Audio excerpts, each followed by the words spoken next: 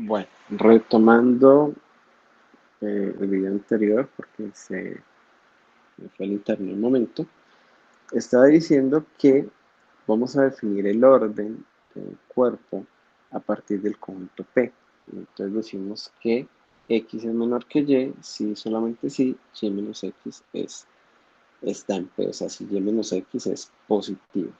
Y bueno, sí, tiene todo el sentido del mundo con lo que uno generalmente conoce, y es que x es mayor que cero si solamente si x es positivo, y x es menor que cero si solamente si x es negativo.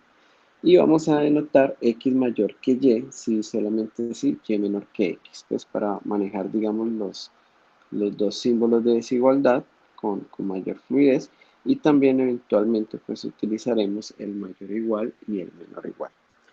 Bueno, entonces las propiedades de esta desigualdad, después de este orden respecto a las operaciones, son las que uno generalmente conoce. Entonces, tengo la transitividad, si x es menor que y menor que z, entonces x es menor que z. Tengo la propiedad de tricotomía, si tengo dos elementos en el cuerpo o en el campo, entonces uno de ellos es menor que el otro o son iguales. Si x es menor que y, puedo sumar z a ambos lados y mantener la desigualdad. Si x es menor que y z es positivo, puedo multiplicar ambos lados de la desigualdad. Si x es menor que y z es negativo, entonces la desigualdad se invierte, multiplicando ambos lados por z. Y si x es menor que y x es positivo, entonces el inverso multiplicativo de y es menor que el inverso multiplicativo de x. O sea, 1 sobre y es más chiquito que 1 sobre x cuando x es más pequeño que y. O sea, como que la desigualdad se invierte, ¿no? Al sacar los inversos. Pero son, repito, es el tipo de propiedades y de álgebra que hemos usado desde, digamos, con los números reales principalmente. Bueno, entonces todo campo ordenado tiene una copia tanto de los naturales como de los enteros y de los racionales.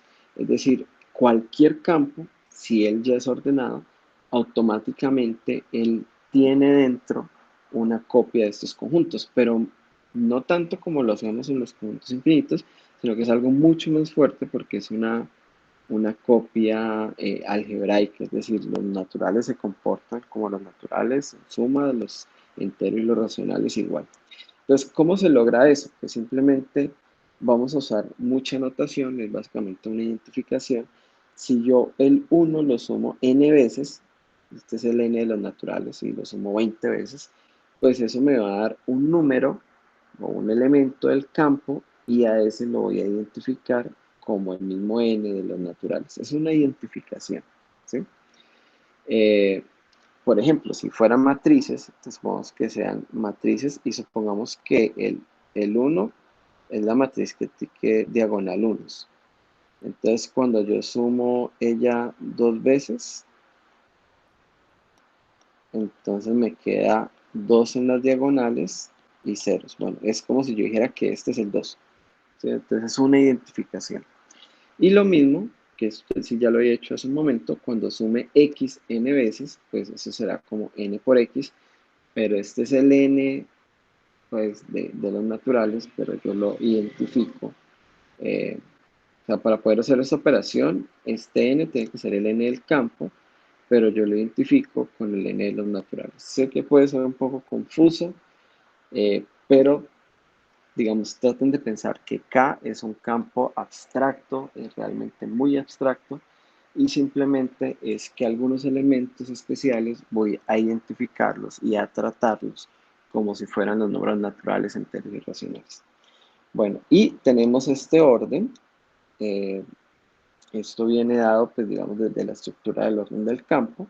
Sí, ya habíamos dicho que uno era positivo y uno es más pequeño que 2, porque 2 menos 1 da 1, que es positivo, y así sucesivamente. Y igual aquí con los inversos aditivos de esos naturales. Entonces, fíjense que de esta forma tengo una copia, o una identificación de los naturales. Poniendo los inversos aditivos de esos elementos, voy a tener una copia de los enteros. Y igual después, tomando estas fracciones, esto básicamente sería A por el inverso de B, y este de acá sería C por el inverso de el inverso multiplicativo. Pues usando esto yo tengo automáticamente una copia de los racionales.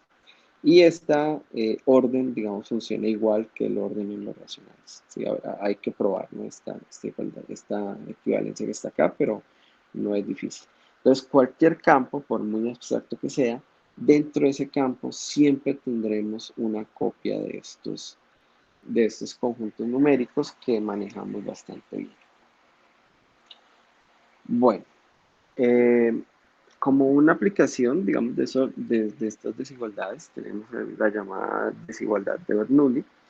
Y la idea es que si tengo un campo ordenado y n es un número natural, natural pues bajo esta identificación, ¿no?, de la que estaba hablando ahora, y x es un elemento del campo más grande que menos 1, o sea que el inverso aditivo de 1, entonces 1 más x a la n, recuerden que esto es 1 más x multiplicado n veces, es mayor o igual que 1 más n por x. Bueno, esta desigualdad de Bernoulli la prueba muy simple, se hace por inducción. ¿Qué pasa, por ejemplo, cuando n vale 1? Entonces 1 más x a la 1 es 1 más x, y eso es mayor o igual que 1 más x. Supongamos que es cierta para n, entonces con eso vamos a probar el caso n más 1. Vamos a poner esto, bueno, bájalo ahí. Entonces vamos a analizar 1 más x a la n más 1. Entonces 1 más x a la n más 1 es 1 más x por 1 más x a la n. Aquí ya había un error, aquí me sobra este más 1, vamos a borrarlo de una vez.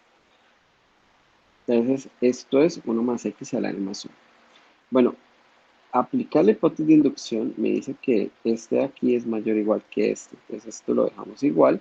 Y entonces, por la hipótesis, ¿sí?, que es esta que está aquí arriba, esto es más grande que 1 más x por 1 más nx. Bueno, si yo multiplico, porque tengo estas leyes de distribución, eso es lo mismo que 1 más 1 más n más 1 por x más nx al cuadrado. Y fíjense que este número es positivo y el n, como es natural, también es positivo. Entonces, esta cantidad es más grande que 0. Entonces, puedo quitarla y voy a tener una cantidad más pequeña. Y justamente esto era lo que quería probar, ¿sí? La desigualdad de Bernoulli para el caso de n más 1. Ahí ya queda probada la desigualdad de Bernoulli. La desigualdad de Bernoulli tiene algunas utilidades un poco más adelante y son útiles para algunos ejercicios. Bueno, y con esto finalizamos, que es la definición de qué es un campo arquimediano. Entonces, bueno, primero voy a decir que un conjunto es acotado inferiormente si hay un elemento en el campo que es más pequeño que todos los elementos del conjunto. O sea, yo tengo un conjunto y si hay un elemento que es más pequeño que todos, pues ese elemento está actuando como una cota inferior del conjunto y eso me dice que el conjunto es acotado inferiormente. Si tengo un elemento en el campo que es más grande que todos los elementos del conjunto X, pues entonces B actuaría como una cota superior, como un elemento superior para todos los elementos de X, y entonces eso diría que el conjunto está acotado superiormente. Y es acotado, pues sí es acotado tanto inferior como superiormente. Entonces, este teorema dice que estas tres cosas son equivalentes. Que los números naturales no sean acotados superiormente. Y aquí hay algo interesante, voy a dejarles de tarea. Piensen o busquen, consulten un campo que sea ordenado donde los números naturales sí estén acotados superiormente. Es decir, tiene que haber un elemento en el campo más grande que todos los números naturales. No sé, piensen si eso es posible o no es posible, pero bueno. Pero estas tres condiciones son equivalentes. Que los naturales no sean acotados superiormente, o que dados A y B cualesquiera, entonces con A positivo, yo puedo encontrar un número natural tal que n por A es más grande que B. Esta propiedad es interesante. Esto dice es como, vea, usted tiene dos elementos en el campo y uno de ellos es positivo. Usted puede sumar A muchas veces. A más A más A más A más A más A más A. Y si usted suma una muy buena cantidad de veces, no importa quién sea B, usted logra sobrepasar a B. O sea, encontrar o calcular un número más grande. Y la última propiedad es que para todo elemento del campo positivo existe un número natural tal que 1 sobre n es menor que a y es positivo. Esto es muy conocido, se conoce como propiedad arquimediana. Pero básicamente lo que dice este teorema es que la propiedad arquimediana es equivalente a estas otras dos, o sea que en realidad cualquiera de estas es la propiedad arquimediana. Entonces, un cuerpo que satisface alguna de las tres y por tanto todas las tres, se le llama un cuerpo arquimediano. Bueno, como ejemplo, los racionales son un cuerpo arquimediano. Bueno, vamos a probar esa triple equivalencia. Entonces, ¿cómo lo vamos a hacer? Vamos a probar que 1 implica 2, que 2 implica 3 y que 3 implica 1. Y aquí como cerré el círculo, eso automáticamente va a implicar todas las posibles equivalencias.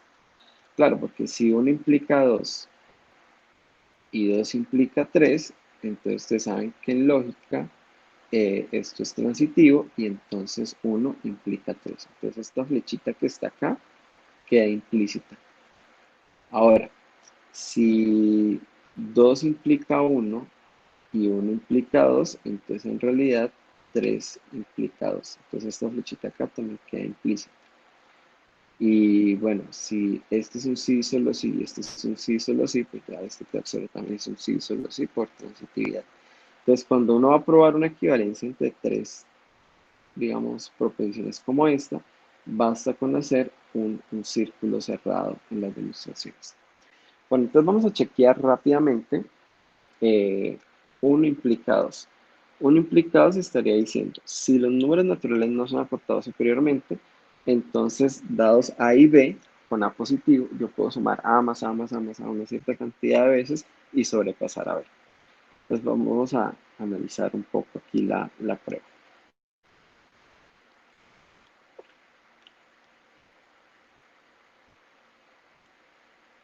Bueno, la prueba es en realidad algo simple.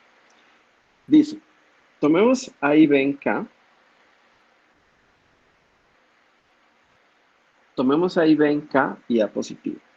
Entonces vamos a poner que es falso que B sobre A sea mayor o igual que N para todos los n naturales. Es decir, yo sé que B sobre A no puede ser una cota superior para los números naturales. Entonces voy a suponer que, que justamente eso es falso, o sea, que no es una cota superior para los números naturales.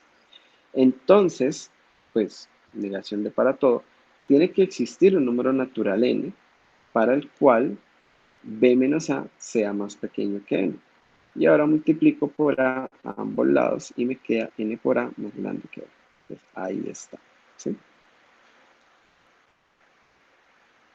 O sea, estoy suponiendo que los números naturales no son acotados superiormente, entonces cualquier elemento, el que yo escoja, no puede ser una cota superior, y eso es lo que estoy diciendo acá. Que no es cierto que B sobre A sea una cota superior para los números naturales.